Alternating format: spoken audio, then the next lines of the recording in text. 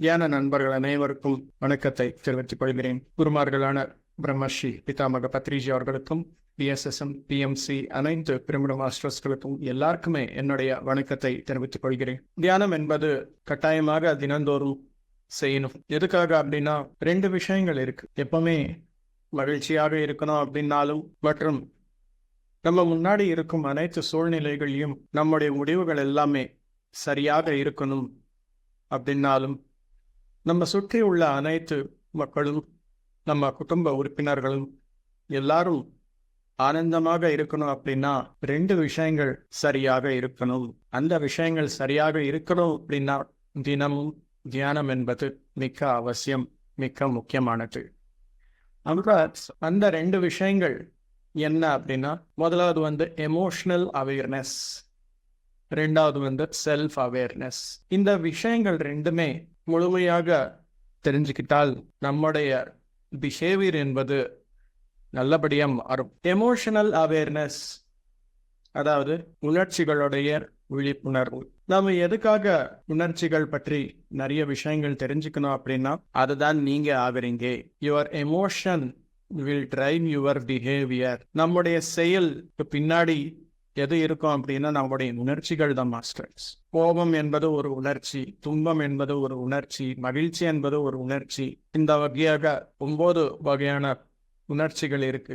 எல்லா வகையான உணர்ச்சிகள் பற்றி தெரிஞ்சுக்கிட்டு அந்த உணர்ச்சிகள் மூலமா நாம எப்படி பிஹேவ் பண்றோம் அப்படின்ற விஷயம்தான் எமோஷனல் அவேர்னஸ்.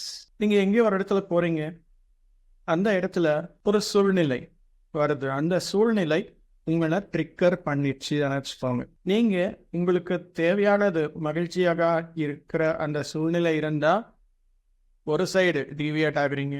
அதுவே உங்களுக்கு துன்பம் தரக்கூடிய ஒரு சூழ்நிலை வந்தது அப்படின்னா உங்களுடைய பிஹேவியர் நெகட்டிவா இருக்கும். இது எல்லாருக்குமே அனுபவம் இருக்கும் தானே. ஏதோ சினிமாவுக்கு போகணும் அப்படின்னு சொல்லி போறீங்க, அங்கே டிக்கெட் கிடைக்கல, ரொம்ப எக்ஸ்பெக்டேஷனோட போயிருக்கீங்க, டிக்கெட் கிடைக்கல. என்ன பண்றோம்? பக்கத்துல யார் இருப்பாங்களோ அவங்களுக்கு திட்டுறோம். நீந்தான் லேட் பண்ணது, அதுக்காக கிடைக்கல எனக்கு டிக்கெட், இன்னைக்கு நீந்தா பொறுப்பு, நீந்தா உன்னாலதான் அப்படின்னு சொல்லி எல்லா வீட்லயும் நடந்திருக்கும் இல்லையா இந்த விஷயம். ஆனா உங்களுக்கு ஒரு எமோஷனல் அவேர்னஸ் அப்படின்றது நல்லா இருக்கு அப்படின்னா உங்களுடைய பிஹேவியர் எல்லாமே சரியாயிடும். என்ன ஃபீல் ஆகுறீங்க? சாரி, என்ன ஃபீல் ஆகுறீங்க? எதுக்காக ஃபீல் ஆகுறீங்க? எப்படி ஃபீல் ஆகுறீங்க? இந்த ஃபீலிங்ஸ் மூலமா உங்களுடைய வளர்ச்சி என்பது இருக்கா, இல்ல இந்த ஃபீலிங்ஸ் உங்களை ஹர்ட் பண்ணுதா? எப்படி உங்களுடைய ஃபீலிங்ஸை நீங்க கவனிக்கிறீங்க? இந்த விஷயங்கள் தெரிஞ்சுக்கிட்டால் அதுதான் எமோஷனல் அவேர்னஸ் அப்படின்னு சொல்லுவாங்க மாஸ்டர்ஸ். இந்த எமோஷனல் அவேர்னஸ் என்பது நல்லபடியா தெரிஞ்சுக்கிட்டால் இதோட பை ப்ராடக்ட் என்ன அப்படின்னா செல்ஃப் அவேர்னஸ். எப்படி வருது? கோபம் எல்லாருக்குமே வருது, எல்லாருக்குமே துன்பம் வருது, எல்லாருக்குமே மகிழ்ச்சி வருது, நிறைய வகையான எமோஷன்ஸ் எல்லாமே வருது. எமோஷன் எதுவும் வரல அப்படின்னா நாம எமோஷனல் பாடி செத்து போயிடுச்சு அப்படின்னு சொல்லி அர்த்தம். அது இருக்கிற உள்ள அதோட வேலை அது செய்யும்.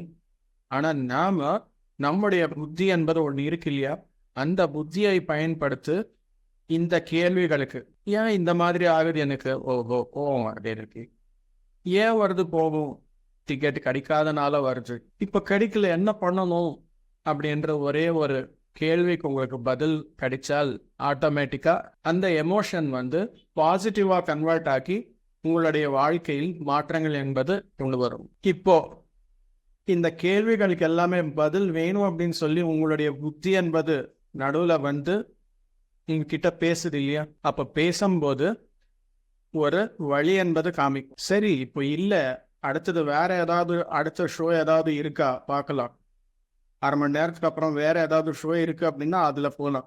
அதுவும் போக முடியல அப்படின்னா அந்த மாலுக்குள்ள என்னென்ன இருக்குதோ அதை பார்க்கலாம். அது மால் கிடையாது, சின்ன தியேட்டர் அப்படின்னா எங்கேயாவது ரெஸ்டாரண்ட்டுக்கு போகலாம். இல்ல நேரம் இல்லை அப்படின்னா வீட்டுக்கு போய் ரெஸ்ட் எடுத்துக்கலாம். இந்த மாதிரி யோசனை என்பது நீங்க பண்ணாக்கா உங்களுடைய புத்தி பயன்படுத்து உங்களுடைய ஸ்ட்ரென்த் ஆகும் மை டியர் மாஸ்டர்ஸ். அது எல்லாராலையும் இது முடியாது. நம்முடைய லிமிடேஷன்ஸ், நம்முடைய ஸ்ட்ரென்த், நம்ம பலங்கள் பலவீனங்கள் இது 2மே கண்ட்ரோல்டுல இருக்கணும் அப்படின்னா first you have to observe the emotions. யாருக்கெல்லாம் இந்த எமோஷனல் அவேர்னஸ் அப்படின்றது நல்லபடியா இருக்குமோ அவங்க சுற்றி உள்ள எல்லாருமே ஆனந்தமா இருப்பாங்க. அவங்களுடைய குடும்ப உறுப்பினர்கள் எல்லாருமே ஆனந்தமா இருப்பாங்க, பேலன்ஸ்டா இருப்பாங்க, கண்ட்ரோல்டா இருப்பாங்க. யாரெல்லாம் இந்த எமோஷனல் அவேர்னஸ் பற்றி நல்லா ஸ்டடி பண்ணி அதை நடைமுறைப்படுத்த அவங்களுடைய செல்ஃப் அவேர்னஸ்ல எப்பவுமே இருப்பார்களோ அவங்க மூலமா சமூகத்துல வளர்ச்சி என்பது பார்க்க முடியும். ஃபார் எக்ஸாம்பிள், வெளியே போறோம், குப்பை எல்லாமே எல்லாரும் போட்டுட்டு இருப்பாங்க. என்ன வருது? முதல்ல கம்ப்ளைண்ட் தான் வருது. எதுக்காக வந்தது? உங்களுக்கு பிடிக்கல, ஒரு அப்போசிங் ஃபோர்ஸ் கொடுக்கக்கூடிய ஒரு எமோஷன் உங்களுக்குள்ள ட்ரிகர் ஆயிருக்கு. அந்த மாதிரி சூழ்நிலையில ஒரு சரியாக இருக்கிறவங்க என்ன பண்ணுவாங்க அப்படின்னா, அங்கே எனர்ஜி டிசிபேட் பண்ணாம சைலண்டா போயிடுவாங்க. இல்லைன்னா ஏதோ ஒரு ஆக்ஷன் எடுத்து அதை கிளீன் பண்ணுவாங்க. இவ்வளவுதான் பண்ணுமே. இந்த எமோஷன் மூலமா வெறுப்பாகட்டும், கோபமாகட்டும், கம்ப்ளைண்ட்னஸ் ஆகட்டும், இந்த மூலமா உங்களுக்கு ஏதாவது வளர்ச்சி என்பது கிடைக்குதா அப்படின்ற ஒரே ஒரு கேள்விக்கு உங்களுக்கு பதில் கிடைச்சா நீங்க டைரக்டா அங்க கம்ப்ளைண்ட் பண்ண மாட்டீங்க, சைலண்டா அங்க கிளீன் பண்ணிடுறீங்க. இல்லைன்னா அங்க இருந்து கம்முன்னு போயிடுறீங்க. That is the behaviour, my dear masters. அதுதான் எமோஷனல் அவேர்னஸ். ஸோ யாரெல்லாம் இந்த நல்ல எமோஷனல் அவேர்னஸ் கிரியேட் பண்ணி செல்ஃப் அவேர்னஸ்ல இருப்பாங்களோ அவங்களுடைய ஃபேமிலியை நல்லா டேக் கேர் பண்ணணும். வீட்டில் ஆகட்டும், சமூகத்தில் ஆகட்டும், ஒர்க் பிளேஸில் ஆகட்டும், நல்ல வைப்ரேஷன்ஸ் கிரியேட் பண்ணுவாங்க. அவருக்கு கிரியேட் பண்ண மாட்டாங்க. ஏதோ ஒன்று சமையல் பண்ணுற மாதிரி கரண்டி எடுத்து சுற்றினா அந்த மாதிரி கிடையாது. ஆட்டோமேட்டிக்காக தானாட்டுக்கு நடக்கும். That is what is creation. நல்ல வைப்ரேஷன்ஸ் என்பது கிரியேட் பண்ணும். ஒர்க் பிளேஸில் ஆகட்டும், வீட்டில் ஆகட்டும், சோஷியல் பிளேஸில் ஆகட்டும், ஏதாவது ஒரு தேவையில்லாத சூழ்நிலை ஏதாவது வந்தது அப்படின்னா இவங்க மூலமாக அது ரிசால்வ் ஆகும். எதுக்காக அப்படின்னா, நல்ல எமோஷனல் அவேர்னஸ் யாருக்கெல்லாம் இருக்குமோ he will be a solution finder. பதிலுக்காக தேடுவாங்க முதல்ல.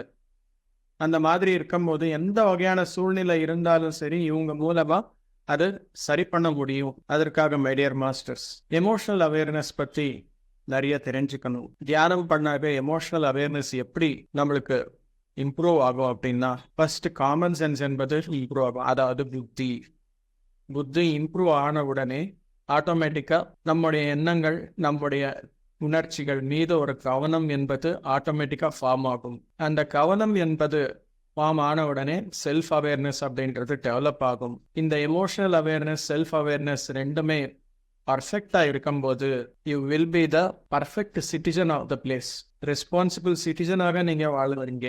அதுதான் நாம பண்ண வேண்டியது மாஸ்டர்ஸ்.